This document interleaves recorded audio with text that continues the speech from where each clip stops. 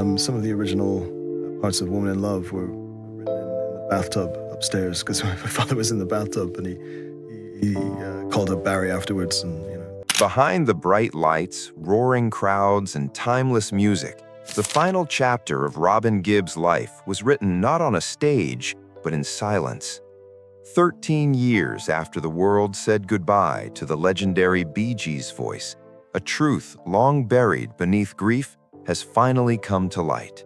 For years, fans believed they knew how his story ended, that cancer arrived suddenly and took him without mercy. But the truth was far more painful and far more human. How does a man who sounded hopeful, strong, and full of life only months earlier disappear so quickly? How does confidence turn into a quiet hospital room? And what really happened when the music stopped and only family remained? These questions haunted fans for over a decade. Now, 13 years after his passing, Robin Gibb's children have finally broken their silence. Through the gentle, emotional words of Robin John Gibb, the world is hearing what was never meant for headlines, a story of hidden suffering, unanswered medical decisions, and a goodbye filled with love, regret, and unbearable loss. This is not just the story of a legend's death, it is the story of a son telling the truth no matter how painful it is to hear. In early February, Robin Gibb spoke publicly with confidence. He explained that a growth had been removed from his colon and that the remaining cancer was almost gone. He said he felt strong, healthy, and optimistic. He talked about recovery as if it was within reach. Fans saw a man filled with hope, a fighter who believed he still had time. No one imagined that within weeks, everything would change. By March, his health began to decline rapidly. In April, he slipped into a coma, and on May 20th, the world lost one of its most emotional and powerful voices. For years, reports claimed that liver or colon cancer caused his death, but Robin John Gibb revealed that this version of events was not accurate. The truth was painful, but it mattered. According to his son, Robin Gibb's cancer had gone into remission. It had shrunk so much that doctors could no longer even detect it on scans. It was not spreading. It was not the direct cause of his death. Instead, what ultimately ended his life was kidney failure. His body, weakened by years of illness and aggressive treatments, simply could not withstand the stress any longer. The sudden decline that confused so many people had a tragic explanation. Just 3 days before his passing, Robin Gibb suffered a seizure. To manage side effects linked to chemotherapy, he was given heavy sedatives, but his liver could not process those medications. Toxicity built up quickly. His liver began to fail, and soon after, his kidneys followed. The pain was made even deeper by disagreements behind hospital doors. There were conflicting opinions among medical professionals. Robin Gibb's regular doctors wanted to reduce sedation, believing he still had strength left to fight.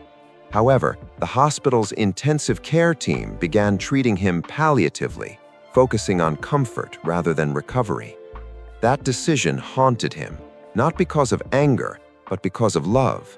He wanted the world to know that his father was not defeated by a sudden return of cancer. He faced a complex medical situation where a body already pushed to its limits could no longer recover.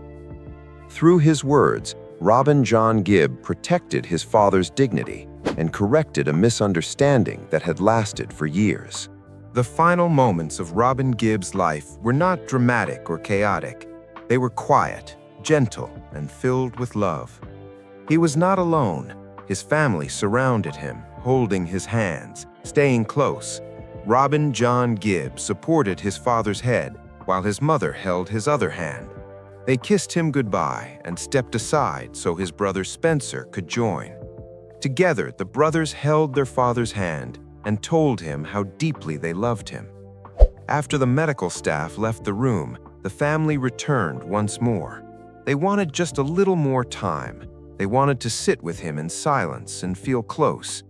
During that moment, Robin John Gibb played one of his father's favorite songs, "I Started a Joke." He placed the phone gently on Robin Gibb's chest as the music filled the room. The lyrics echoed through the silence, and finally, the strength he had been holding on to broke. He cried like a child, overwhelmed by grief and love. Plans were made for a private funeral in Oxfordshire, postponed until June so the family could grieve away from the public eye. At the same time, a public tribute through music was planned. On June 23rd in Rome, Titanic Requiem, a musical work created by Robin Gibb and his son, would be performed. It became a powerful symbol of their bond, a final shared gift to the world. As the family mourned, another deeply personal story emerged. Before his death, Robin Gibb ensured that his youngest child would be cared for. He provided £4 million to Claire Yang, the mother of his daughter Snow Robin, born in 2008. He also transferred ownership of a house into her name shortly before he passed away. It was a final act of responsibility, showing another side of a life that was complex, human, and deeply emotional. The division of Robin Gibb's estate was far from simple.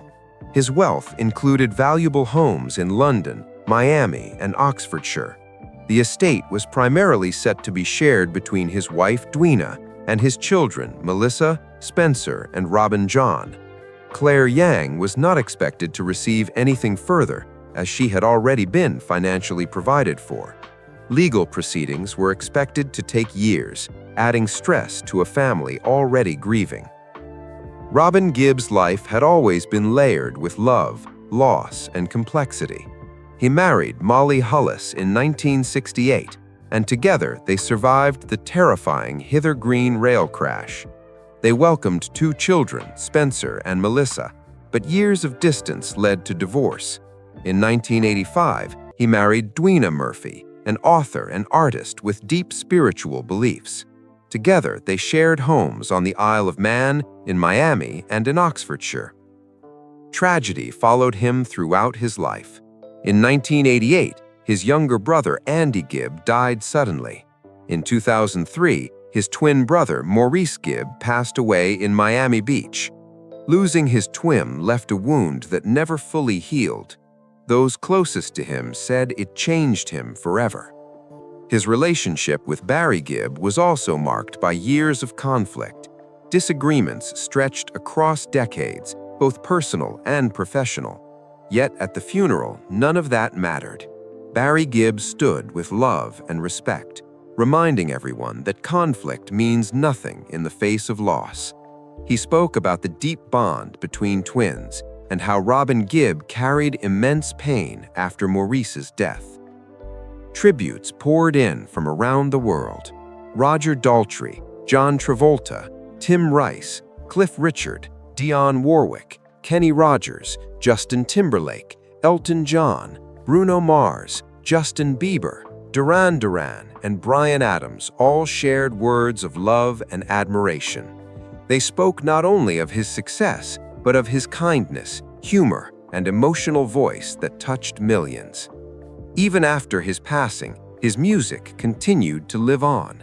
His final album, 50 St. Catherine's Drive, was released in 2014, followed by Saved by the Bell, The Collected Works.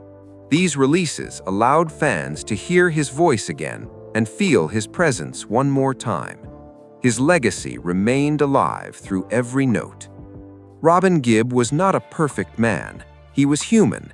He loved deeply, suffered silently, and gave more than the world ever truly saw. In the end, he left behind his music, his children, his responsibility, and his dignity. This was not the story of a man defeated by illness, but of a man who fought quietly until his body could fight no more, surrounded by love in his final moments. This is the truth behind Robin Gibb's final days, a story of sadness, love, and legacy that still echoes long after the music fades. If this story moved you, like, share, and subscribe. and let his memory live on through every voice he touched. Thanks for watching.